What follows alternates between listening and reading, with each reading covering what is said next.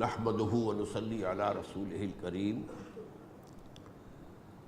اما بعد فقد قال الله تبارك وتعالى كما ورد في سورة آل عمران اعوذ باللہ من الشیطان الرجیم بسم اللہ الرحمن الرحیم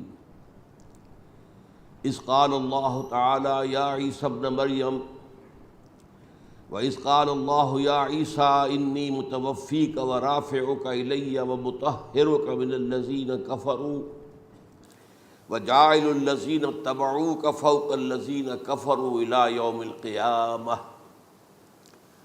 وَقَالَ عَزَّ وَجَلَّ كَمَا وَرَدَ فِي سُورَةِ النِّسَاءِ وَقَوْلُهُمْ إِنَّا قَتَلْنَا الْمَسِيحَ عِيسَى ابْنَ مَرْيَمَ وَمَا قَتَلُوهُ وَمَا صَلَبُوهُ ولكن شبه لهم وإن الذين اختلفوا فيه لفي شك منه ما لهم به من علم إلا اتباع الظن وما قتلوه يقينا وقال عز وجل كما ورد في سورة المائدة وكنت عليهم شهيدا ما دمت فيهم فلما توفيتني كنت أنت الرقيب عليهم وَأَنْتَ عَلَى كُلِّ شَيْءٍ شَهِيدٌ وقال عز وجل كما ورد في سورة الزمر الله يتوفى الأنفس حين موتها والتي لم تمت في منامها فيمسك التي قضى عليها الموت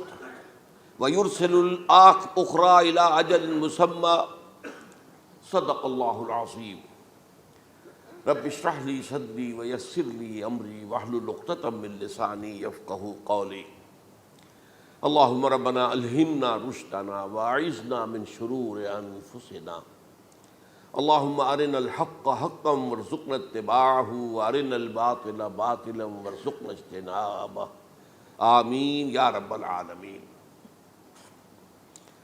آپ کے علم میں ہے کہ آج میں وفات مسیح کے موضوع پر گفتگو کروں گا۔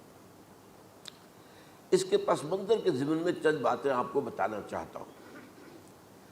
نمبر ایک تو یہ کہ جتنے بھی فتنے اٹھے ہیں امت میں اور جو اب بھی اٹھ رہے ہیں وہ سلسلہ ختم ہونے والا تو نہیں ہے۔ ثلاثون دجالون کذابون چلتا رہے گا قیامت تک۔ تو ان میں ایک مشترک بات یہ ہوتی ہے کہ وہ کسی ایسے مسئلے کو جس پر کہ موجودۃ الوقت حالات جو ہوتے ہیں ان کے مطابق فضا سازگار ہوتی ہے اور اس کا کوئی جذباتی پہلو بھی ہوتا ہے، لیکن جو امت کے اجماع کے خلاف ہوتا ہے اس پر ڈیرا لگاتے ہیں، اس پر گفتگو کرتے ہیں، اس کو لوگوں کے منوا لیتے ہیں۔ اس کا نتیجہ کیا ہوتا ہے کہ چونکہ وہ چیز مجمع علیہ ہوتی ہے، امت کا اجماع ہے 1400 برس سے، اب اگر اس شے کو انہوں نے غلط ثابت کر دیا اپنے زوم میں اور عام لوگوں سے کہ جو صاحب علم نہیں ہے، کہ جو نہیں سمجھ سکتے بات کو، اسے منوا لیا، اس کا مطلب ہے کہ اب اس شخص کے معتقد ہو گئے اور اسلاف سے منحرف ہو گئے کہ یہ تو بے وقوف سے سب لوگ، یہ سارے ہمارے علماء، یہ سارے محدثین، یہ سارے مفسرین، یہ سب بے وقوف تھے، یہ بات بھی نہیں کر سکے۔ یہ ہے وہ شخص، یہ مجدد وقت ہے جس نے یہ بات کہی۔ اس کی ایک مثال یہ ہے وفات مسیح کا معاملہ۔ اس کی ایک مثال میں آپ کو دیتا ہوں، ایک دوسرا فطرہ، وہ بھی غلام احمد کے نام سے شروع ہوا، غلام احمد پرویز۔ وہ یتیم پوتے کی وراثت کا یہ مسئلہ لے کر کھڑا ہو گیا۔ جیسے یہ غلام احمد قادیانی وفات مسیح کا کیسے ہو سکتا ہے کہ ہمارے نبی جو ہے وہ تو فوت ہو کر زیر زمین دفن ہو گئے اور یہ عیسیٰ جو ہے یہ آسمان پر اٹھا لیے، کیسے ممکن ہے؟ اب ظاہر بات ہے عام آدمی جو ہے مسلمان جس کی حضور سے محبت ہے، حضور کی دل میں تعظیم ہے، عظمت ہے، عقیدت ہے، وہ اس جال میں پھنس جائے گا۔ پھر وہ اپنے دلائل کے ساتھ اس کو جو ہے وہ، اور چونکہ ماحول بھی جو میں اس وقت عرض کروں گا کہ اس کے موافق ہو جاتا ہے اس وقت۔ غلام احمد پرویز نے کیا کہ یتیم پوتے کا مسئلہ، اب یہ اجماع ہے اگر کسی شخص کا کوئی بیٹا اس کی زندگی میں فوت ہو جائے تو اس کا وراثت میں حصہ نہیں ہوتا، وراثت ہوتی ہے انہی میں جو اس کی موت کے وقت موجود ہو، بیٹے ہوں بیٹیاں ہوں۔ اب اگر جو فوت شدہ بیٹا ہے اس کے کوئی یتیم بچے ہیں تو اب اس میں بڑی ایک جو ہے دلیل، دیکھیے جی یتیم بچے بیچارے وہ محروم ہو گئے، یتیم بچوں کا تو زیادہ حق ہونا چاہیے۔ تو یہ تو اب قانون جو ہے اگر یہ اس پر اجماع ہے تو پھر وہی بات کہ یہ سب بے وقوف لوگ تھے، اور یہ تو بڑے سخت دل اور سنگ دل لوگ تھے جنہوں نے یہ بات گھڑ رکھی ہے۔ یہ میں نے آپ کو دو مثالیں دے دی۔ اب ظاہر بات ہے کہ جو اسلام کا قانون میراث ہے، قانون وراثت ہے، اس کی کچھ بنیادیں ہیں، اس کے کچھ اصول ہیں، ان اصولوں پر وہ کھڑا ہے اور اس کے مطابق جو فیصلہ ہے وہ ہے۔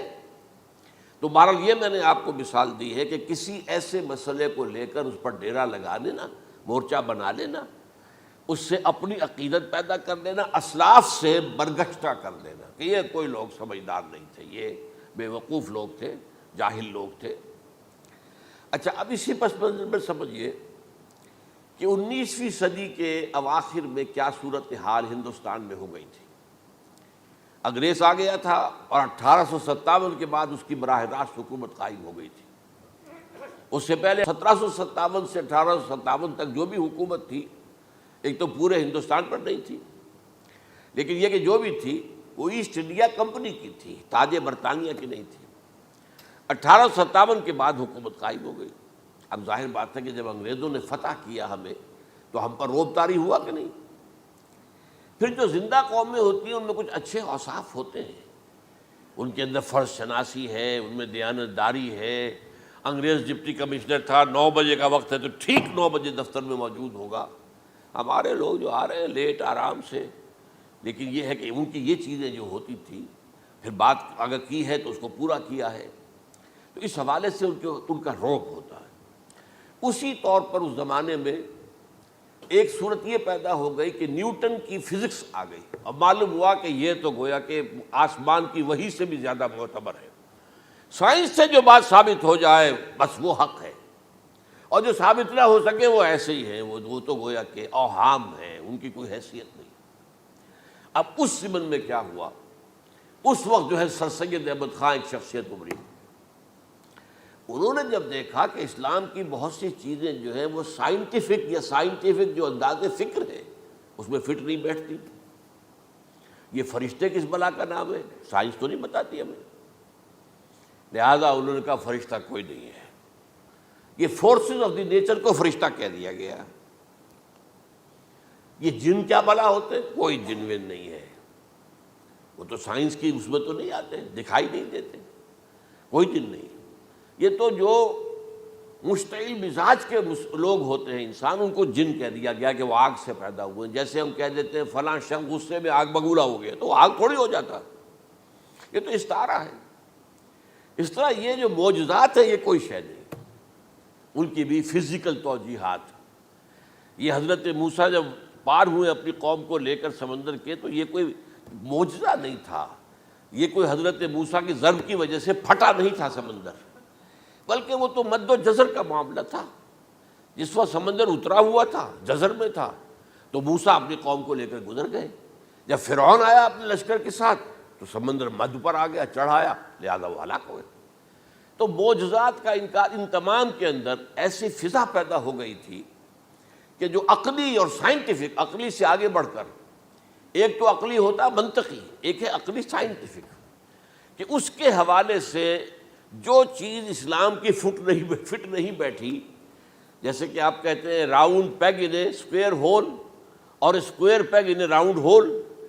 اب اسکوائر پیگ ہے، راؤنڈ ہول ہے، تو آپ کو اس کے کونے تراشنے پڑیں گے تب وہ اس ہول میں جائے گا، لہذا انہوں نے وہ کونے تراشے۔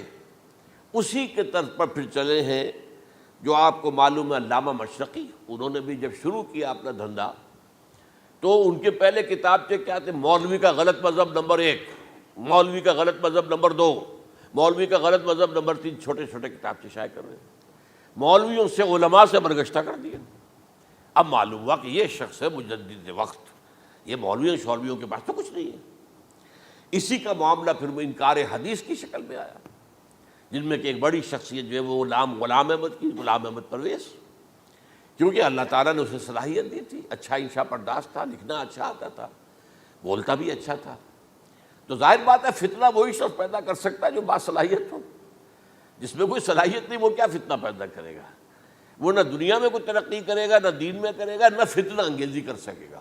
وہ تو جیسا بھی ہے معاملہ عام معمول جو ہے لوگوں کا، جیسی بھیڑ چال چل رہی ویسے چل جائے گا۔ تو اس فضا میں اصل میں غلام احمد پرویز نے جو ڈیرا لگایا وہ وفات مسیح پر تھا۔ یہ سب غلط ہے۔ یہ کہ مسیح زندہ آسمان پر اٹھا لیے گئے، کیسے ممکن ہے؟ ممکن ہے یہ کوئی الہونی بات ہے؟ سائنس اس کو مان سکتی ہے؟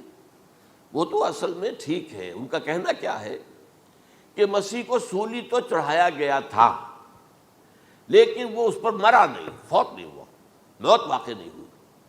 پھر جب اس کو اتار لیا گیا تو وہ زخمی تھا، مجروح تھا، لیکن تھا زندہ۔ پھر اس کو غار میں رکھ دیا گیا۔ پھر اس کے جو معتقدین تھے انہوں نے اس کی مرہم پٹی کی، اس کا علاج کیا، پھر وہ ٹھیک ٹھاک ہو کر پھر وہ وہاں سے چلا گیا، وہاں چھوڑ گیا اپنے اس شہر کو، یروشلم کو، اور اس ملک کو، فلسطین کو، اور پھر وہ آ گیا کشمیر میں، اور کشمیر میں وہ فوت ہوا۔ اس کی قبر موجود ہے، کسی قبر کی کوئی پرانی بوسیدہ قبر کا نام نہیں لیا، فلاں قبر جو ہے وہ عیسیٰ ابن مریم کی ہے۔ یہ ہے سارا معاملہ۔ اب ظاہر بات ہے کہ چونکہ ایک انسان کا زندہ آسمان پر اٹھایا جانا، وہ جو سائنسی ذہن ہے وہ اس کو نہیں مانے گا۔ چاہے قرآن مجید کے اندر تو خرق عادت اور بھی بہت سے ہیں۔ آخر اصحاب کہف 300 برس تک سوتے نہیں رہے، یہ کوئی سائنس کے حساب کتاب سے صحیح ہے؟ یا یہ ہے کہ حضرت عزیر علیہ السلام 100 برس تک مردہ رہے پھر زندہ کر دیے گئے، ان کا گدھا بھی زندہ کر دیا گیا جیسا کہ سورہ بقرہ میں آیا، لیکن ان کا کھانا جو ہے وہ صحیح رہا، اس کو مسا نہیں، اس میں کوئی بدبو نہیں آئی۔ تو واقعات ہوتے ہیں ایسے، اللہ تعالیٰ جو چاہے کرے، خرق عادت ٹھیک ہے۔ فطری قانون جو بھی ہے، جو لاز آف دی نیچر اللہ نے بنائے ہیں اور اس کے مطابق ہی دنیا چل رہی ہے، لیکن اللہ تعالیٰ کے ہاتھ ٹوٹ نہیں گئے، بند نہیں ہو گئے، اختیار ختم نہیں ہو گیا۔ میں کیا کروں؟ میں تو قانون بنا بیٹھا، اب تو میں کچھ نہیں کر سکتا۔ میں تو قانون بنا چکا ہوں کہ آگ جلاتی ہے، اب اگر ابراہیم کو آگ میں ڈال دیا تو میں تو نہیں بچا سکتا، اس لیے کہ قانون ہے، وہ میرا بنایا ہوا قانون۔ لیکن ہم یہ سمجھتے ہیں، ہمارا ایمان ہے اللہ تعالیٰ جو ہے وہ قادر مطلق ہے، وہ جب چاہے اپنے ہی بنائے ہوئے کسی قانون کو توڑے۔ اسی کو کہتے ہیں خرق عادت۔ خرق کے معنی ہوتا ہے پھاڑ دینا، توڑ دینا۔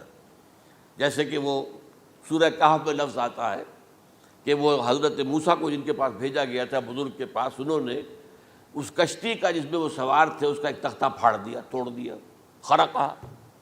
تو خرق عادت سے مراد کیا؟ عام عادی قانون، laws, physical laws, chemical laws, جو بھی دنیا میں چل رہا ہے، بایولوجیکل لاز، ان کو جب چاہے اللہ توڑے اور اپنی خصوصی مشیت کا اس کے اندر اظہار کر دے۔ اب اس سلسلے میں جو میں نے آیات آپ کو سنائی ہیں، اور اسی طرح کی کچھ اور آیات بھی ہیں، ان میں قادیانی نے اور قادیانیوں نے اصل ڈیرا لگایا ہے لفظ وفات پر۔ اصل میں یہ لفظ کیا ہے؟ جو لوگ عربی زبان سے واقف نہیں، ان کو بڑی آسانی، وفات وفات وفات، یہ تو آ گیا، توفیتو، توفیتا، متوفی کا، اے موسیٰ میں تمہیں وفات دے دوں گا، اے اللہ جب تو نے مجھے وفات دے دی، تو وفات تو قرآن میں ہے۔ پھر اس کے ہوتے ہوئے یہ مفسرین کو کیا ہو گیا؟ ان کا دماغ خراب ہو گیا تھا۔ یہ تمام محدثین جو ہیں اتنی عقل بھی نہیں تھی ان میں۔ تو یہ وہ بات جو میں پہلے بیان کر چکا ہوں۔ اب میں آپ کو بتاتا ہوں اصل میں عربی زبان کا قاعدہ۔ عربی زبان کے اندر ایک سے حرفی روٹ ہوتا ہے، اس سے الفاظ بنتے چلے جاتے ہیں۔ مختلف کھانوں میں پانی ہے، پانی کو آپ نے گلاس میں ڈال دیا، کوئی اور شیپ ہو گئی، کپ میں ڈالا کوئی اور شیپ ہو گئی، اور تشت میں ڈالا کوئی اور شیپ ہو گئی، شیپ تو بدل جائے گی، ہے تو وہی کا وہی پانی۔ تو اسی طریقے سے مثلاً میں مثال دے رہا ہوں آپ کو، علم یعلم، علم، کسی شے کو جان لیا، عالم یعلم، اعلامن، کسی کو کچھ بتا دیا، علمہ خود جان لیا، اور عالم یعلم اعلامن، کسی کو کچھ بتا دینا، علم یعلم تعلیمن، کسی کو کوئی بات بڑی اچھی طرح ذہن نشین کرانا، بار بار دہرانا، سمجھا دینا، یہ تعلیم ہو گئی۔ تعلم یتعلم تعلمن، خود علم حاصل کرنا۔ اب علم یعلم سے عالم بنا، اور علم یعلم سے معلم بنا، اور تعلم یتعلم سے خود علم حاصل کرنا، اس سے متعلم بنا، متعلم جو کہ علم حاصل کر رہا ہے۔ اسی طرح استعلام، علم حاصل کرنا، کسی چیز کے بارے میں جسے ہندی میں کہتے جانکاری حاصل کر لینا، اویئرنیس حاصل کر لینا۔ اب وہی لفظ ہے علم، اب کہیں آپ اس کے مادے کو دکھا کر اور اس کے معنی میں الٹ پھیر کریں گے تو جو شخص عربی زبان سے واقف نہیں وہ تو نہیں جانے گا اس کو۔ اسی طرح کی مثال ہے وفا، وفا یفی، وقا یقی، وفا یفی، اوفا یوفی ایفاءً، وفا یوفی توفیتاً، توفا یتوفا تعفن، اور استیفاء۔ یہ اسی طریقے سے میں نے مثال آپ کو دے دی۔ وفا یفی کے مادے سے اس مصدر سے کوئی لفظ قرآن میں نہیں آیا، لیکن اردو میں آپ کو معلوم ہے نا بڑا پیارا مصرع ہے، وہ وعدہ ہی کیا جو وفا ہو گیا۔ بھئی وعدہ وفا کرو، وعدہ پورا کرو، اس کے معنی ہے پورا کر دینا، کسی کو کوئی چیز پوری دے دینا۔ اور اس کے بعد اوفا یوفی، اس کے معنی بھی وہی ہے، بھرپور۔ اس سے بنے گا اوفو بعہدی اوف بعہدکم، یہ جو سورہ بقرہ کے 5ویں رکوع میں آیا ہے، یہودیوں تم میرے عہد کو پورا کرو تو میں تمہارے عہد کو پورا کروں گا، تم میرے عہد کو پورا کرو۔ میں نے تم سے عہد لیا تھا کہ جو رسول نبی امی آئیں گے، نبی رسول امی، اس کو تمہیں ماننا ہے، اس کا ساتھ دینا ہے۔ اوفو بعہدی، اب اس عہد کو پورا کرو۔ اوف بعہدکم، تو میں تمہارے ساتھ برکات خیرات جیسی پہلے رہی ابھی باقی رکھوں گا۔ وفا یوفی، پورے اہتمام سے پورا کر دینا، کسی کو دے دینا چیز پورے اہتمام کے ساتھ، جیسے علم یعلم، پورے اہتمام کے ساتھ درجہ بدرجہ ایک بات ذہن نشین کرنا۔ یوفی، اس کا جیسے وَإِبْرَاهِيمَ الَّذِي وَفَّى، ذرا اس ابراہیم کا تذکرہ کرو جس نے سارے تقاضے جو اللہ کے تھے پورے کر دیے، بھرپور۔ جو امتحان آیا اس میں وہ ثابت قدم نکلے۔ توفا یا توفا، یہ آیا کسی شے کو پورا پورا لے لینا۔ اب ایک ہے پورا پورا دے دینا، ایک ہے پورا پورا لے لینا، ایک ہے کسی کو علم دینا، علم یعلم تعلیما، کسی کو پورا دینا، وفا یوفی توفیتاً، کسی سے علم حاصل کرنا، تعلم یتعلم تعلماً، کسی سے پورا پورا لے لینا ہے، توفا یتوفی، اور اسی طرح استیفاء، کسی سے پورا لے لینا۔ یہ لفظ آیا ہے ویل للمطففین الذین اذا اکتالوا علی الناس یستوفون واذا کالوہم ووزنوہم یخسرون۔ ہلاکت و بربادی ہے ان ڈنڈی مارنے والوں کے لیے جو جب تول کر لیتے ہیں تو پورا لیتے ہیں، اور جب دیتے ہیں تو اس میں کمی کر دیتے ہیں، ڈنڈی مار جاتے ہیں۔ الا یظن اولئک انہم مبعوثون، کیا انہیں یاد نہیں رہا ہے کہ یہ دوبارہ اٹھائے جائیں گے، اللہ کے سامنے کھڑے ہوں گے، حساب ہوگا پورا پورا، پیسے پیسے کا۔ تو یہ میں نے آپ کو اس گردان سے بتا دیا کہ ایک ہی لفظ جو ہے وہ کتنے معنی دے رہا ہے۔ مادہ ایک ہے، وفا یوفی پورا کر دینا، اوفا یوفی پورا کر دینا، لیکن توفا یتوفی پورا لے لینا، استیفاء پورا لینا، اذا اکتالوا علی الناس یستوفون واذا کالوہم ووزنوہم یخسرون۔ اب دیکھیے اس میں قرآن مجید جو ہے اس کے ضمن میں سب سے جو فیصلہ کن آیت ہے وہ سورہ زمر کی ہے، اور یہ جو میں نے پچھلی مرتبہ بھی آپ سے کہا تھا، لا یاتیہ الباطل من بین یدیہ ولا من خلفہ، قرآن پر باطل حملہ آور ہو ہی نہیں سکتا، نہ سامنے سے نہ پیچھے سے۔ اب دیکھیے یہ ساری آیتیں جن میں حضرت مسیح کا ذکر ہے اور وفات کا لفظ جو ہے مختلف صورتوں میں استعمال ہوا ہے، اس میں سورہ زمر جو کہ مکی صورت ہے اس میں ہے وہ کانٹے دار آیت جس سے مسئلہ حل ہوتا ہے۔ وہ کیا ہے؟ وہ میں نے آپ کو سنائی ہے، اللہ یتوفی الانفس حین موتہا، اللہ قبض کر لیتا ہے، لے لیتا ہے نفس کو اس کی موت کے وقت، واللتی لم تمت فی منامہا، اور جس کے مرنے کا وقت نہیں آیا، مرا نہیں ہے، اس کی نیند میں لے لیتا ہے۔ فیمسک التی قطع علیہ الموت، تو جس پر موت کا فیصلہ ہو چکا ہے اس کو تو روکے رکھا ہے، موت کے وقت لیا اور روکے رکھا۔ اور ویرسل الاخری الی اجل مسمی، اور جو دوسرے ہیں جن کی موت کا وقت نہیں آیا ان کو مؤخر کر دیتا ہے، واپس کر دیتا ہے، لوٹا دیتا ہے۔ اب سوال یہ، نیند میں کیا چیز اللہ لیتا ہے؟ کیا جان لیتا ہے؟ جائز بات ہے نہیں، شعور نہیں چلا گیا۔ ایک ہے انسان کا شعور، وہی تو سب سے اعلیٰ شے ہے، سب سے اونچی چیز تو وہی ہے۔ یہ شعور ختم ہو گیا تو انسان کہاں رہا؟ اس کے نیچے جو کچھ ہے وہ تحت شعور ہے، سب کانشیس مائنڈ۔ تو خواب واب جو ہوتے ہیں وہ سب کانشیس مائنڈ کے ہوتے ہیں، وہ کانشیس مائنڈ کے تو نہیں ہوتے۔ جو کانشیسنس ہے، شعور جو ہے، اور خاص طور پر خود شعوری، وہ نیند میں اللہ سلب کر لیتا ہے۔ تو محض شعور کے لیے بھی وفات کا لفظ آ گیا۔ ابھی تو جان یہی ہے، جو سویا ہوا ہے وہ مرا تو نہیں ہے، زندہ ہے۔ البتہ جب جس کو ہم موت کہتے ہیں وقت آیا تو شعور بھی لے لیا، جان بھی لے لی، دو چیزیں لے لی۔ حضرت عیسیٰ پر پورا اطلاق ہوا، مجسم عیسیٰ کو لے لیا، شعور بھی لے لیا، جان بھی لے لی اور بدن بھی لے لیا۔ تو گویا کہ لفظ توفا کا کامل اطلاق تو صرف عیسیٰ پر ہو رہا ہے۔ ہم جب مرتے ہیں تو ہمارا جسم تو یہی رہتا ہے، وہ تو گیا قبر میں، پورا قبض نہیں کیا اس نے، پوری شے کو اپنے قبضے میں نہیں لیا، جسم تو یہی ہے۔ لیکن یہ کہ موت کے اندر ظاہر بات ہے کہ جان گئی، اور جان ہی اصل چیز ہے۔ جب جان نکل گئی تو یہ کیا ہے؟ یہ تو یوں سمجھیے کہ اب ایسی چیزیں جلدی سے قبر میں دبا دو، ورنہ یہ سڑے گی، گل جائے گی۔ اور قبر میں بھی کیا ہوگا؟ کیڑے ویڑے کھائیں گے، ختم کریں گے، الا ماشاءاللہ جس کو اللہ چاہے۔ انبیاء کرام اور شہداء کی جسموں کو اللہ تعالیٰ نے محفوظ رکھا ہوا ہے، واللہ عالم۔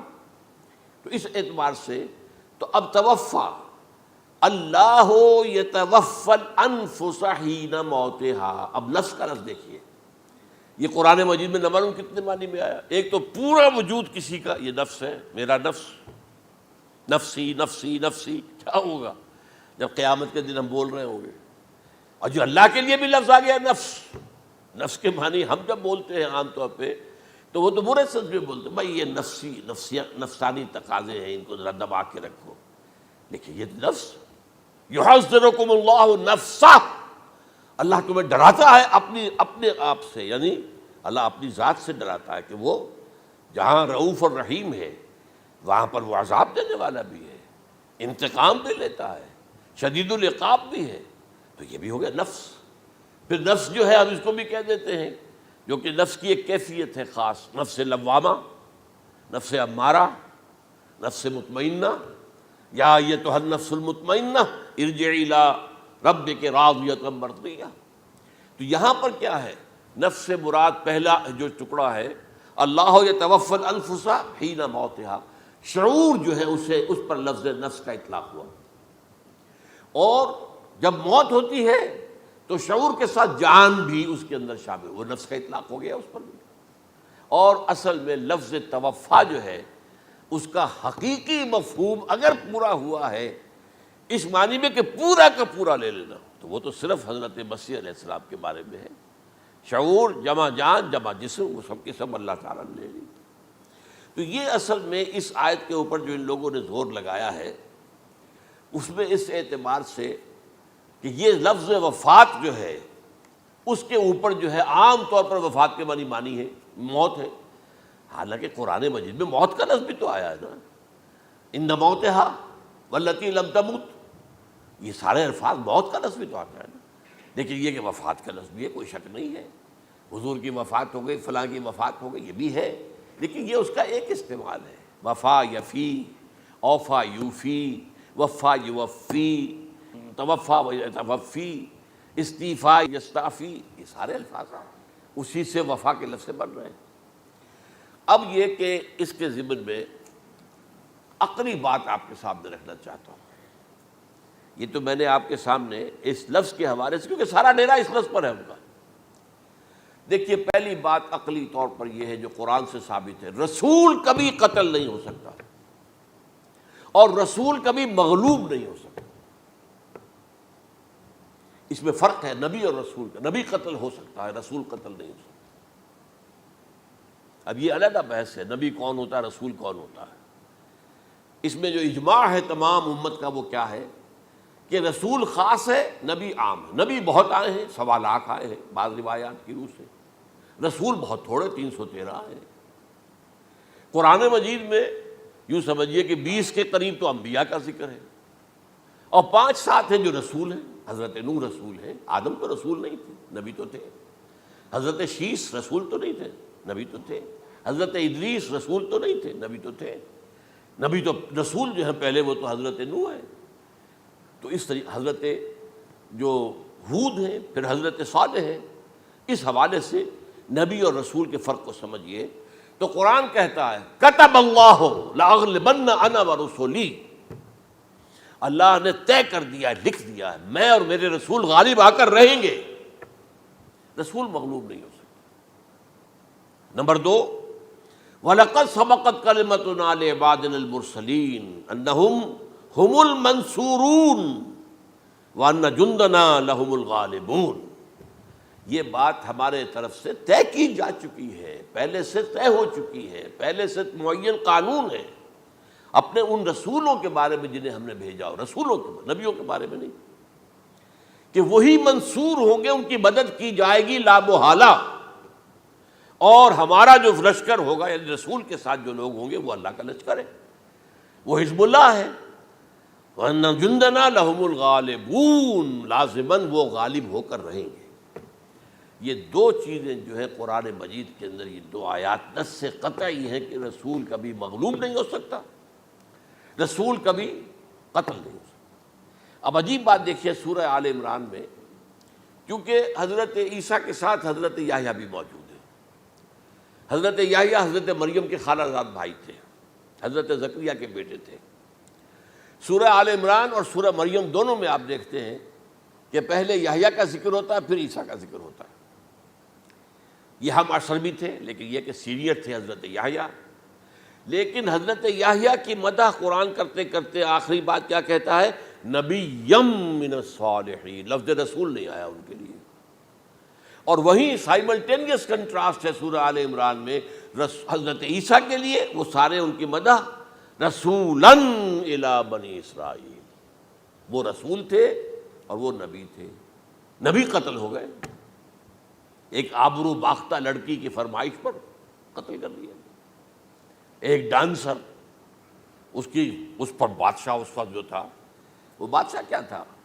وہ ایسے بادشاہ ہوتے تھے اس زمانے میں جیسے ہمارے ہاں بھاولپور کے جو ہے نواب ہے، بادشاہ تو انگریز تھا، حکومت تو اس کی تھی، لیکن ایک اٹانومی سی دے رکھی تھی۔ راجے جو ہیں، راجا صاحب ہیں، مہاراجا ہیں، یہ راجے مہاراجے اور نواب جو ہوتے تھے یہ ایک اٹانومی تھی، باقی یہ کہ اصل میں تو بادشاہ جو ہے تو انگریز کی تھی۔ تو اسی طرح کی ایک اٹانومی جو ہے حکومت وہاں اس وقت تھی اصل میں رومیوں کی، اس کا گورنر وہاں موجود تھا پائلیٹس پونٹس، لیکن یہ کہ انہوں نے یہودیوں کو ایک مذہبی اٹانومی دے رکھی تھی۔ چنانچہ ہیڈرن ان کا ادارہ تھا، دارالقضاء، جہاں چوٹی کے ان کے فقہاء اور لیڈر جو تھے، ربائی، وہ بیٹھتے تھے اور فیصلے کرتے تھے۔ کسی مذہبی معاملے میں جو فیصلہ وہ کر دیتے تھے یہ ان میں معاہدہ تھا، وہ فیصلہ جو ہے وہ پھر ایگزیکیوٹ کیا جائے گا، وہ فیصلہ آخری ہوگا ان کا۔ وہ خود تو سزا نہیں دے سکتے، سزا تو گورنر دے گا، لیکن یہ کہ اگر ہیڈرن جو ہے ان کا جو وہ ہے ادارہ ٹاپ کا، وہ اگر سزا دے دے، سلا دے، تو گورنر کو وہ سزا دینی پڑے گی، یہ ان کا طے تھا معاملہ۔ تو اس نے حضرت مسیح علیہ السلام کو مرتد قرار دیا، جو ہیڈرن ان کا سب سے اونچا ادارہ تھا۔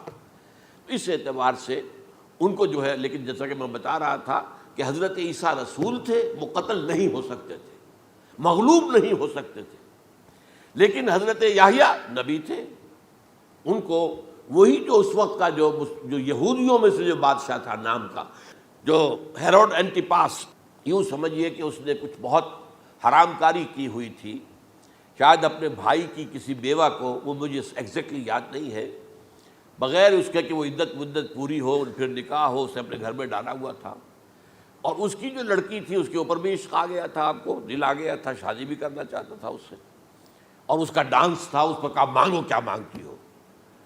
تو اس نے کہا، اس لیے کہ حضرت یحییٰ جو ہے تنقید کرتے تھے بہت کہ یہ تم کیا حرام کام کر رہے ہو، تم نے جس طریقے سے جس عورت کو گھر میں ڈالا ہوا ہے تم گناہ کر رہے ہو، تم شریعت کے خلاف کام کر رہے ہو۔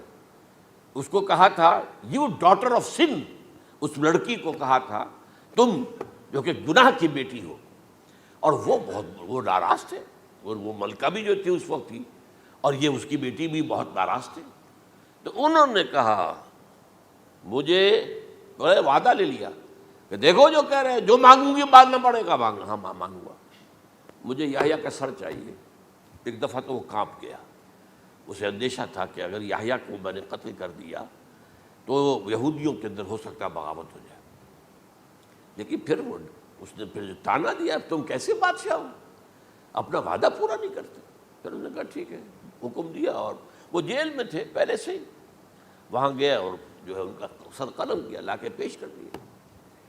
تو نبی جو ہیں جن کی بڑی مدح ہوئی ہے سورہ مریم کے اندر, جب آپ پڑھیں گے تو ان کی شان جو ہے, لیکن نبی تھے, صرف رسول نہیں تھے. اور حضرت عیسیٰ رسول تھے, رسول قتل نہیں ہو سکتا, نبی قتل ہو سکتا. تو یہ قاعدہ جو ہے وہ بھی قرآن نے اس سائملٹینیس کنٹراسٹ کے حوالے سے سورہ آل عمران میں حضرت یحییٰ اور حضرت عیسیٰ کا تقابل کر کے بتا دیا. تو ایک تو بات یہ ہے کہ اس اعتبار سے میں جو آپ کو آیت سنا چکا ہوں, یہ جو جرائم جو ہے سورہ نساء کے اندر یہودیوں کے اللہ تعالیٰ نے بیان کیے ہیں, ان میں سے یہ بھی ہے وَقَوْلُهُمْ إِنَّا قَتَلْنَا الْمَسِيحَ عِيسَى ابْنَ مَرْيَمَ. اور ان کا یہ کہنا کتنا بڑا جرم ہے جو یہ کہہ رہے ہیں, ہم نے عیسیٰ ابن مریم کو قتل کر دیا. لیکن یہاں ایک عجیب کیفیت ہے, رسول اللہ کے رسول کو. عام طور پر اس کی کنسٹرکشن کو لوگ سمجھے نہیں ہیں, وہ سمجھتے شاید انہوں نے خود ہی کہا رسول اللہ. انہوں تو رسول اللہ کہتے تو قتل کیسے کرتے؟ یہ اللہ نے کہا. اچھا, ان کا کہنا یہ کہ اللہ کے رسول کو قتل کر دیا. وَقَوْلُهُمْ إِنَّا قَتَلْنَا الْمَسِيحَ عِيسَى ابْنَ مَرْيَمَ رسول اللہ. ان کا یہ کہنا کہ ہم نے عیسیٰ ابن مریم کو, مسیح کو قتل کر دیا, وہ اللہ کے رسول کو. وَمَا قَتَلُوهُ وَمَا صَلَبُوهُ, انہوں نے نہ اسے قتل کیا نہ سولی پہ چڑھایا, وَلَٰكِنْ شُبِّهَ لَهُمْ, بس مشابہت پیدا کر دی گئی ان کے لیے, شبہ میں ڈال دیا گیا ان کو. وَإِنَّ الَّذِينَ اخْتَلَفُوا فِيهِ لَفِي شَكٍّ مِّنْهُ, اور جو لوگ اختلاف کر رہے ہیں ان کے بارے میں وہ بس شکوک میں مبتلا ہیں. مَا لَهُم بِهِ مِنْ عِلْمٍ, ان کے پاس کوئی علم نہیں ہے. إِلَّا اتِّبَاعَ الظَّنِّ, صرف گمان کی پیروی کر رہے ہیں. وَمَا قَتَلُوهُ يَقِينًا, اور ہرگز قتل نہیں کیا. یہ کلیئر سورہ نساء کی آیت نمبر 157 ہے. اب یہاں ایک سوال پیدا ہوتا ہے, پھر کون قتل ہوا؟ واقعہ تو ہوا ہے, سولی کا واقعہ ایک ہسٹوریکل واقعہ ہے. پھر کون صلیب پہ چڑھا؟ حضرت عیسیٰ تو صلیب پر نہیں چڑھ سکتے, اس لیے کہ صلیب کی موت کو سمجھا جاتا تھا بہت ذلت کی موت ہے, بہت حقارت کی موت ہے, بہت ملعون موت ہے. تو جب عیسیٰ مغلوب نہیں ہو سکتے تو صلیب پہ کیسے چڑھا دیے جائیں گے؟ قتل ہونا تو بعد میں ہوگا نا, پہلے تو آپ صلیب پر لٹکائیں گے اس کو نا, تب وہ جب مرے گا تو کہیں گے قتل بھی ہو گیا, ہم نے قتل کر دیا. صلیب کیا ہوتی تھی یہ معلوم ہے آپ کو؟ ایک لمبی لکڑی, ایک جو ہے ٹرانسفرس آ جائے گی اس کے اوپر, اور اس میں سے یہ ہے کہ اس کے دونوں, ایک شخص کے جو ہے دونوں ہاتھ وہ نیل کر دیے جاتے تھے. یہ جو اوپر جو ہے کراس کا جو نشان ہے وہ کیلیں ٹھوک کر لگا دیے گئے, اور پاؤں دونوں جو ہے وہ پیروں کے اندر کیلیں ٹھوک کر وہ اس لمبی لکڑی کے ساتھ جو نیچے سے آ رہی ہے اس میں لگا دیے. اب وہ بلیڈنگ ہو رہی ہے, اس کا جو حال ہے پتلا ہو رہا ہے, اس کا رفتہ رفتہ سسک کر مرتا ہے نا, اسی لیے اسے کہتے ہیں بڑی ملعون موت ہے. ایک ہے آپ نے پھانسی دی کسی کو, ایک جھولا جھولتا ہے وہ اور گیا, ختم ہو گیا. آج کل تو کیا ہوتا ہے, کرسی پہ بٹھایا, ذرا کرنٹ چھوڑا اور گئے صاحب, کو ٹیکا لگایا پتہ ہی نہیں چلا, اور پیٹ ٹیکے کے ساتھ آدمی مر گیا. تو یہ بھی ہوتا ہے, لیکن یہ کہ بدترین موت جو ہے صلیب کی موت ہے. تو یہ واقعہ تو ہوا ہے صلیب کا, لیکن یہ کہ کون مرا؟ اب دیکھیے عیسائیوں کا کہنا کیا ہے. عیسیٰ صلیب پر چڑھے, وہاں فوت ہو گئے, مر گئے, پھر انہیں نکالا گیا, ایک قبر میں رکھ دیا گیا. لیکن قبر وہ جو تھی اس طرح نہیں تھی زمین میں کھودی ہوئی, بلکہ ایک پہاڑ کے اندر ایک چھوٹا سا کھو تھا, غار سی, وہاں رکھ دیا گیا. لیکن وہاں سے وہ زندہ ہو گئے. اگلے دن جب لوگ آئے تو دیکھا وہ قبر تو خالی ہے, عیسیٰ کہاں گئے؟ وہ زندہ ہو کر آسمان پر اٹھا دیے گئے, اور آسمان پر جانے سے پہلے وہ اپنے حواریین سے ملے بھی تھے, کہا میں زندہ ہوں. یہ ہے ان کا عقیدہ. اور اس کے بعد یہ بھی عقیدہ ہے کہ دوبارہ آئیں گے، قیامت کے قریب آئیں گے، یہ بھی عقیدہ ہے۔ ہمارا عقیدہ کیا ہے؟ نہ سولی پر چڑھے نہ قتل ہوئے، بلکہ اللہ نے انہیں اٹھا لیا، بل رفعہ اللہ الیہ، اللہ تعالیٰ نے انہیں اٹھا لیا۔ جیسے کہ آتا قرآن میں، یا عیسیٰ انی متوفیک ورافعک الیہ، اے عیسیٰ میں تمہیں قبض کر لوں گا، قبضے میں اپنے لے لوں گا اور اپنی طرف اٹھا لوں گا، رافعک الیہ، یہ قرآن مجید کا قول ہے۔ البتہ یہ ہمارا بھی عقیدہ ہے کہ وہ دوبارہ آئیں گے، وَإِنَّهُ لَعِلْمٌ لِلسَّاعَةِ، وہ قیامت کی ایک عظیم ترین نشانی ہوں گے کہ جب وہ آئیں گے، اور اس کے بعد جو ہے یا جو اینٹی کرائسٹ ہوگا کہ جو کہ جھوٹا عیسیٰ ہوگا، جھوٹا دعویٰ کرے گا، جسے کہ مسیح الدجال کہا گیا، اس کے ساتھ مقابلہ ہوگا، اسے قتل کریں گے، اور تمام یہودی اس کے بعد قتل ہو جائیں گے، جو بھی اس وقت تک کفر پر قائم رہیں گے۔ اگر ان میں سے کوئی اس وقت حضرت عیسیٰ پر ایمان لے آئے تو وہ شاید بن جائے۔ بہرحال یہ ہے یہود، ان کا جو ہے قادیانیوں کا وہ عقیدہ کیا ہے؟ سولی پر تو چڑھا، گویا کہ ذلت والی بات تو ہو گئی، مغلوب تو ہو گیا، قرآن کی نفی اس پہلے کیوں، وما صلبوہ وما قتلوہ، تو گویا کہ سولی پر چڑھ گیا تو وہ بدترین جو ہے تکلیف، مصیبت، مشقت وہ ساری تو آ گئی، مغلوبیت تو آ گئی، لیکن یہ کہ اس کے بعد کہتے ہیں مرا نہیں، وہ ابھی وہ سسک ہی رہا تھا کہ اتار دیا گیا۔ اس کے بعد اس کے جو شاگرد تھے، حواری تھے، انہوں نے مرہم پٹیاں کی، پھر وہ ٹھیک ہو کر چلا گیا کہیں اور، ہجرت کر گیا اپنی قوم سے جو ان کے خیال میں کشمیر ہے، اور یہاں آ کر وہ تبھی موت مر گیا، بات اللہ ختم ہوا معاملہ۔ ہم کیا کہیں؟ ہم تو صرف یہ کہتے رہے ہیں، 1300 برس تک ہم نے یہ کہا ہے کہ ہمارا ایمان ہے قرآن پر کہ ان پر نہ صلیب دیے گئے نہ قتل ہوئے، انہیں اٹھا لیا گیا۔ کب اٹھایا یہ ہمیں معلوم نہیں تھا، کس مرحلے پر اٹھایا یہ ہمیں معلوم نہیں تھا، پھر سولی پر کون چڑھا یہ ہمیں معلوم نہیں تھا، لہذا کسی تفسیر میں آپ کو نہیں ملے گا، کہیں نہیں، نہ قرآن میں ہے، نہ حدیث میں ہے، نہ کسی تفسیر میں۔ یہ تو پچھلی صدی کے دوران جو پوپ کی لائبریری ویٹیکان میں، اس سے ایک نسخہ برآمد ہوا، انجیل برنباس۔ اب یہ بھی آپ کو معلوم ہونا چاہیے کہ انجیلیں 104 تھیں، جن میں سے 4 جو ہے سلیکٹ کی گئی ہیں، 100 انجیلیں اور ہیں جنہیں وہ اپوکریفل کہتے ہیں، غیر مستند انجیلیں، اپوکریفل، اور یہ ہے کینونیکل، قانونی، یہ ہے کہ جو مستند ہیں 4، لیکن جو 100 اور ہیں ان میں سے ایک یہ بھی ہے برنباس، اور برنباس کے بارے میں عیسائی مانتے ہیں کہ وہ بھی حضرت عیسیٰ علیہ السلام کے حواریین میں سے ایک تھے، وہ انجیل نکل آئی، اب وہ چھپ بھی گئی ہے۔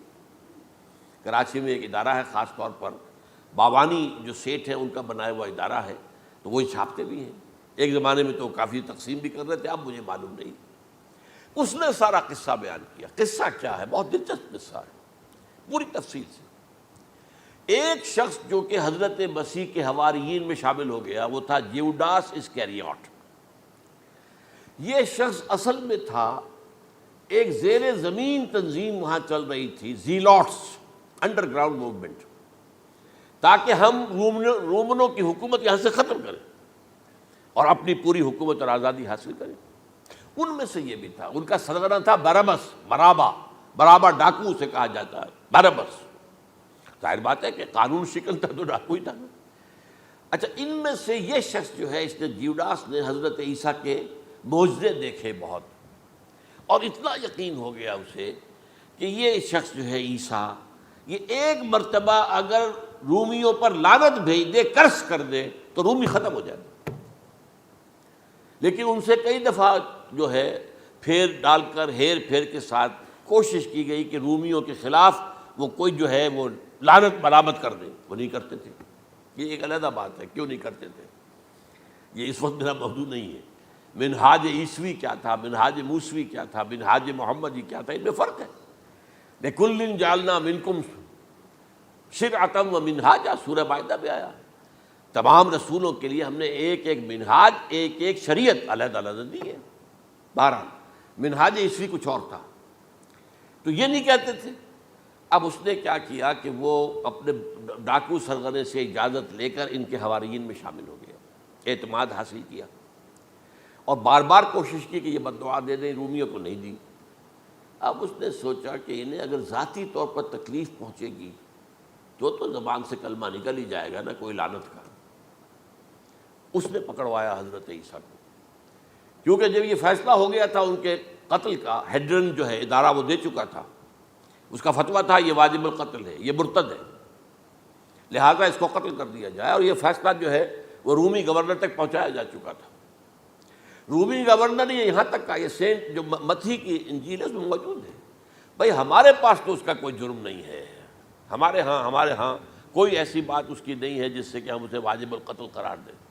ان کا نہیں، ہمارا حکم ہے، ہمارا فیصلہ تمہارا طے ہے، چاہے مذہبی معاملے میں کوئی فیصلہ ہمارا ہوگا تو تمہیں جو ایگزیکیوٹ کرنا ہوگا. بہرحال اس وقت حضرت مسیح روپوش ہو گئے گرفتاری سے بچنے کے لیے. ایک باغ میں تھے وہ، وہاں پر رات کے وقت انہوں نے اپنے حواریین کے ساتھ لاسٹ سپر کہتے ہیں اس کو، لاسٹ سپر کھانا کھایا، آخری کھانا تھا. اور اس کے بعد اس نے فرمایا آج کی رات تم میں سے ایک میرے خلاف غداری کرے گا. یہ کہہ کر حضرت مسیح تو ایک کوٹھڑی میں چلے گئے جو ہوتی ہے باغ کے اندر، کوئی کھرپے ورپے جو ہے، کوئی وہاں پہ کسیاں رکھی ہوئی، تو اس میں خود جا کر عبادت میں مصروف ہو گئے. اپنے حواریین سے کہا کہ تم بھی عبادت کرو. وہ حواریین سو گئے.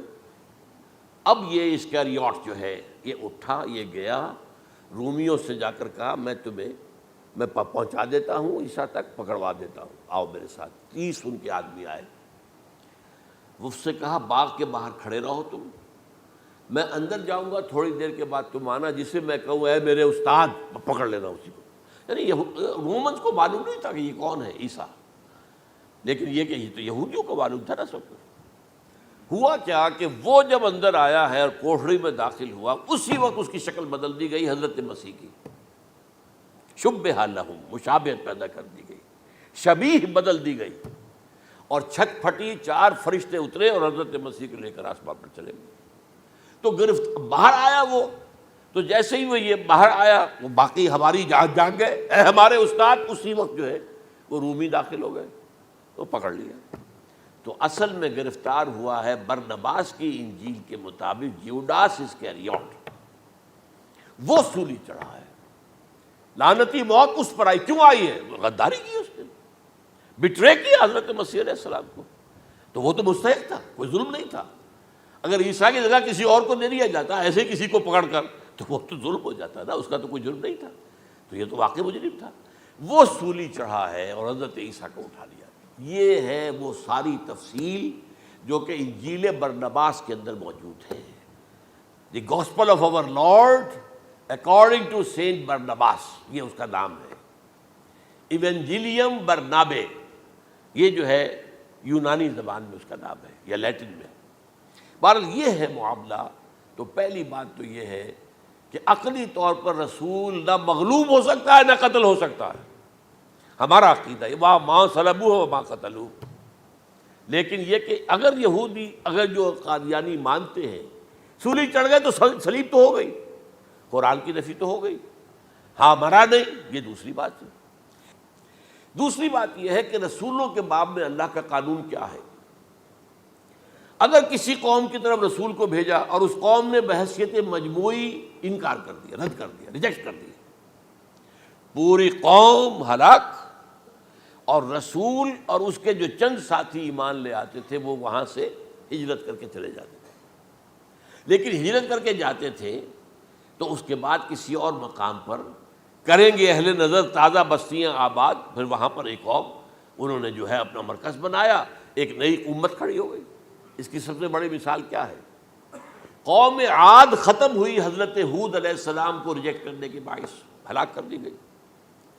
حضرت ہود علیہ السلام اپنے ساتھیوں کو لے کر، یہ قوم عاد تھی عرب کا جزیرہ نما، عرب کے جنوبی علاقے کے اندر جو اب صحرا ہے، بہت بدترین صحرا ہے، الربع الخالی جسے کہتے ہیں، خالی ہے، وہاں کوئی زندگی کے آثار ہے ہی نہیں، نہ کوئی پتیاں ہیں، نہ کوئی گھاس ہے، نہ کوئی انسان ہے، نہ کوئی حیوان، کچھ نہیں. الربع الخالی بدترین صحرا ہے. وہ صحرا ایسا ہے کہ اس کے اندر کوئی چیز ٹکتی نہیں ہے، جو چیز اوپر ہوگی وہ دھستی چلی جائے گی، اندر چلی جائے گی. ورنہ عام صحرا کے اندر ریت کے اوپر اونٹ بھی چلتا ہے، انسان بھی چلتے ہیں، لیکن اس میں نہیں. تو یہاں پر قوم عاد جو ہے آباد تھی، اور اب جو ہے وہ سیٹلائٹ سے دیکھ لیا گیا ہے کہ قوم عاد کا جو بڑا بادشاہ تھا شداد، اس نے جو جنت بنائی تھی وہ موجود ہے، زیر زمین اسی صحرا کے نیچے دفن شدہ موجود ہے، جس کو کہا گیا ہے الم تر کیف فعل ربک بعاد ارم ذات العماد التی لم یخلق مثلها فی البلاد، ایسے ایسے ستونوں والا جیسے پہلے دنیا میں بنے ہی نہیں تھے۔ وہ قوم عاد تھی، بڑی زبردست قوم تھی، قوم جبارین، لیکن یہ کہ اس کے بعد ہلاک ہو گئی۔ اب حضرت ہود اپنے مسلمان ساتھیوں کو لے کر نکل گئے، جزیرہ نما عرب کے مغربی کونے میں جا کر شمال مغربی کونے میں آباد ہو گئے، وہاں ایک نئی قوم پیدا ہوئی سمود۔ اب یہ اسلامی بستی بن گئی، لیکن اس کے اندر بھی پھر بعد میں زوال آیا، پھر وہاں نبی بھی آئے، لیکن اس کے بعد یہ کہ آخری رسول بھیجے گئے حضرت صالح، اور وہ بھی ہلاک ہوئے کیونکہ حضرت صالح کو انہوں نے رد کر دیا۔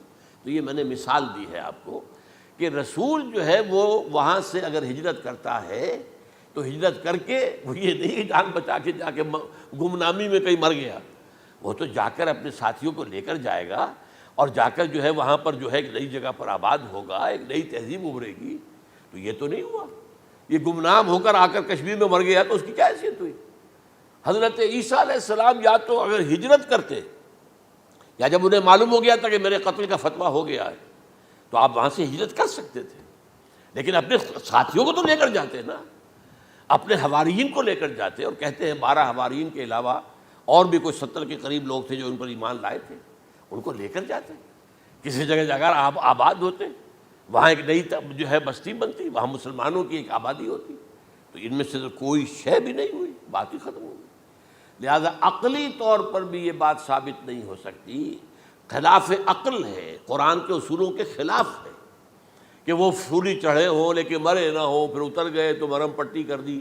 اچھا، کیا رومنوں کو اور یہودیوں کو پتہ نہیں چلا کہ مریم پٹی ہو رہی ہے اس کی اور عیسیٰ مرا نہیں ہے؟ اگر ان کے پتہ چل جاتا تو کیا وہ چھوڑ دیتے؟ اب مرہم پٹی کے بغیر تو 12 جو شخص سولی پر لٹکا رہا ہے وہ تو تقریباً مردہ ہی ہوتا ہے نا۔ وہ چلیے ہو سکتا ہے کہ کوئی ایسا امکان ہو کہ اس کی نبض ابھی چل رہی ہو اور وہ اتار لیا جائے اور مرہم پٹی کر لی جائے تو بچ جائے، لیکن یہ کہ پھر اس کے بعد وہ اگر وہاں سے ہجرت کرتے تو وہاں سے وہ اپنے حواریین کو لے کر جاتے اور کسی نئی جگہ پر جا کر آباد ہوتے۔ ان دونوں اعتبارات سے یہ بات ناقابل قبول ہے، ناقابل یقین ہے۔ لیکن اسی مسئلے کو لے کر انہوں نے، جو جیسا کہ میں نے بتایا تھا، وفات ہو گئی، کیسے ہو سکتا ہے ہمارے نبی جو سید المرسلین ہے وہ تو زیر زمین دفن ہو گئے اور یہ جو آسمان پر اٹھا لیے گئے، یہ کیسے ہو سکتا؟ بس اس کے اوپر عام لوگ جو ہیں وہ متاثر ہوئے، اور خاص طور پر وہ سائنٹیفک مائنڈ جو بن گیا تھا، تو چونکہ سائنس کے اس خاکے کے اندر وہ بات فٹ نہیں بیٹھتی، لہٰذا ان لوگوں نے اس کو قبول کیا۔ اب یہ کہ یہ جو واحد استثناء ہوا ہے یہ کسی اور کے ساتھ نہیں ہوا۔ ویسے حضرت مسیح کی پوری شخصیت مستثنیٰ ہے، بن باپ کے تو کوئی اور رسول پیدا ہوا ہی نہیں، نہ نبی پیدا ہوا۔ پھر وہ معجزے جو حضرت مسیح کو ملے کسی نبی کو نہیں ملے۔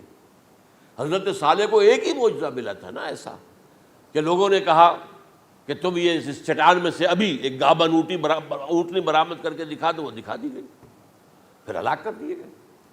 لیکن جو اور معجزے حضرت مسیح کو دکھائے ہیں وہ بچپن میں بولے ہیں، گود میں تھے یا پگوڑے میں تھے، بولے ہیں انی عبداللہ آتانی الکتاب و جعلنی نبیا۔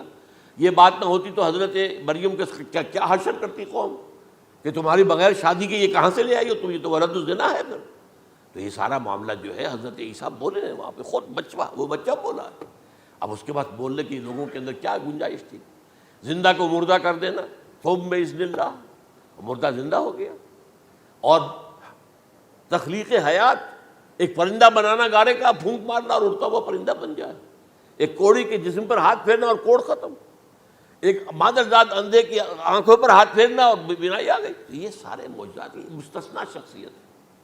ان کا یہ استثناء کیوں کیا گیا؟ یہ بڑی تلخ بات ہے، یہ یاد کر لیجیے، کیونکہ یا تو قوم اسی وقت ہلاک کر دی جاتی جیسا کہ ہوا قوم نوح، قوم ہود، قوم عاد، قوم سمود، قوم شعیب، یہ ہوا کہ نہیں ہوا؟ اور سدوم اور عمورہ کی بستیاں جہاں حضرت لوط بھیجے گئے، اور آل فرعون جو ہلاک کیے گئے، یا تو پوری قوم ہلاک کی جاتی؟ نہیں، یہ یوں سمجھیے کہ اس پورے معاملے کو درمیان میں سے ایک وقفہ دے دیا گیا، حضرت عیسیٰ کو اٹھا لیا گیا۔ اور حضرت عیسیٰ دوبارہ آئیں گے۔ یہ کیوں کیا گیا؟ اب اس میں بڑی تلخ بات آپ سے کہہ رہا ہوں، یہ آپ کے لیے قبول کرنا آسان نہیں، حلق سے نیچے اٹھنے کی مشکل سے۔ اس قوم کو زندہ رکھا گیا ہے جو ملعون اور مغضوب علیہم قوم ہے۔ سب سورہ فاتحہ میں مفسرین لکھتے ہیں ضالین، یہ نصارہ ہیں، اور مغضوب علیہم یہ یہودی ہیں۔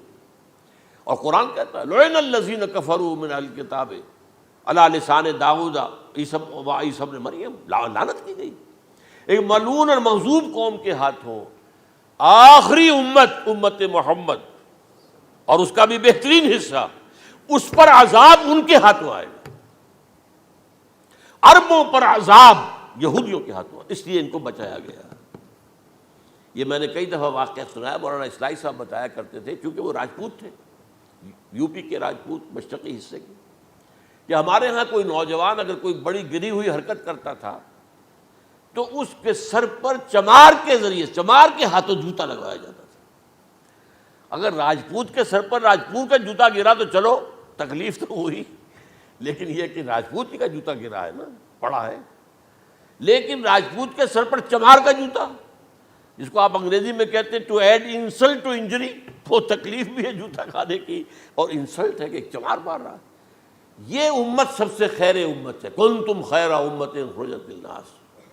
اس کے لیے عذاب بھی بدترین آئے گا، اور کن پر آئے گا؟ اس امت کا جو اصل نیوکلیس ہے عرب، جس کے بارے میں حضور کی حدیث موجود ہے ویل للعرب، عرب کے لیے بہت بڑی ہلاکت ہے۔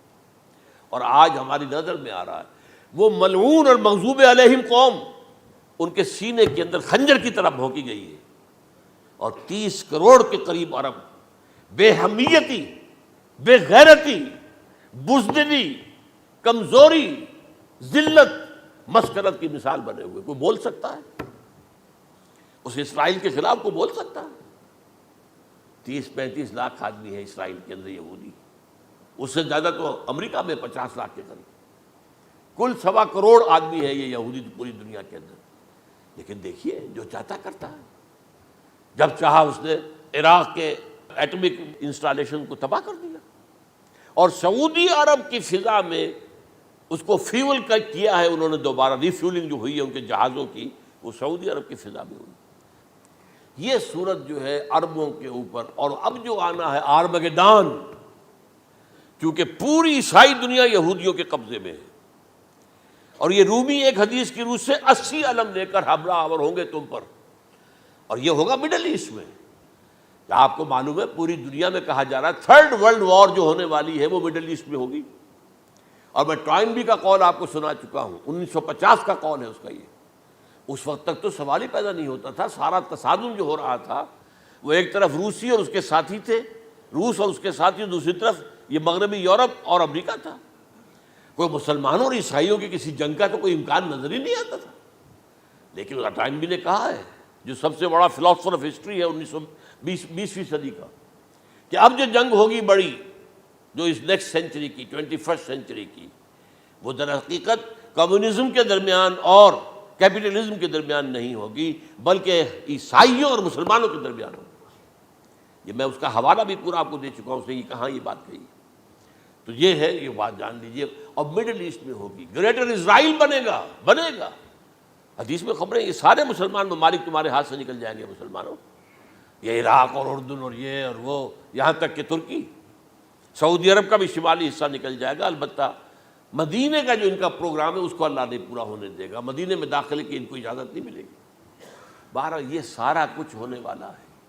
وہ وقت بھی آنے والا ہے کہ حضور کی ایک حدیث کے مطابق ایک شخص کے 1000 بیٹے ہوں گے تو 999 ختم ہو جائیں گے، ایک بچے گا۔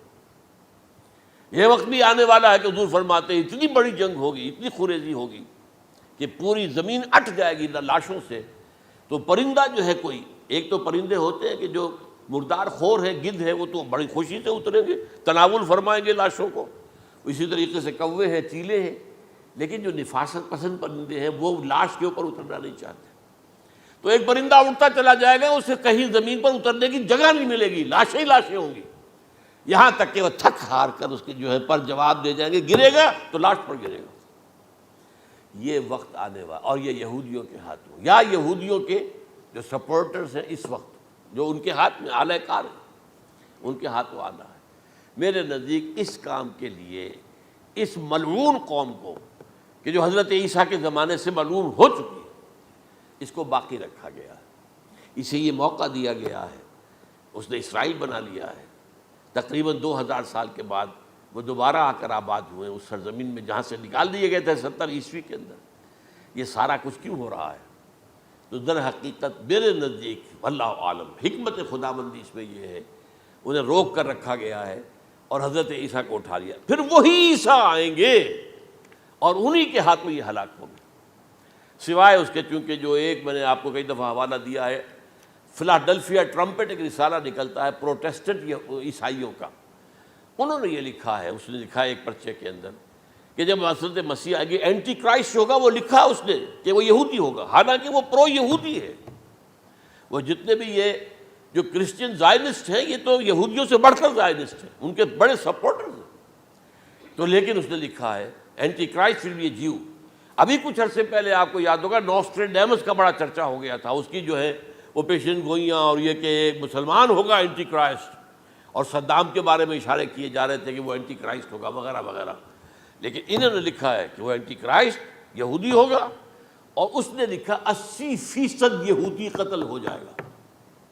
یہ میں نے ایک تعویل کی ہے اپنے ذہن میں کہ 20% شاید وہ ہوں جو حضرت عیسیٰ کی جو سیکنڈ کمنگ ہے، آمد ثانی کے موقع پر ان پر ایمان لے آئیں اور وہ بچ جائیں۔ لیکن جو بھی حضرت عیسیٰ کا انکاری ہوگا وہ ختم کر دیا جائے گا، جیسے قوم نوح ختم ہوئی، قوم ہود ختم ہوئی، قوم عاد ختم ہوئی، قوم صالح ختم ہوئی، اسی طریقے سے۔ تو یہ قانون خداوندی پورا ہونا ہے۔ بس ایسے ہی ہے جیسے کسی کو پھانسی کا حکم تو ہو گیا ہو لیکن ابھی ایگزیکیوشن نہ ہوئی ہو، ہوتا ہے 2 سال 3 سال گزر جاتے کہ پھانسی کا حکم ہے لیکن یہ کہ اب وہ پھانسی نہیں ہو رہی ہے، وہ اپیلوں در اپیلوں معاملہ چل رہا ہے۔ یہ ہے میرے نزدیک واللہ عالم، اللہ تعالیٰ نے یہ کوڑا ان مسلمانوں کے لیے رکھا ہوا ہے کہ جن کے رتبے ہیں سوا، ان کی سوا مشکل ہے۔ جتنا اونچا مقام اللہ نے دیا عربوں کو، ان میں حضور کو اٹھایا، ان کی زبان میں اپنا آخری کلام نازل کیا، تو ان کی ذمہ داری بھی بہت ہے۔ جن کے رتبے ہیں سوا، ان کی سوا مشکل ہے۔ اقول قولی ھذا واستغفر اللہ لی ولکم ولسائر المسلمین والمسلمات۔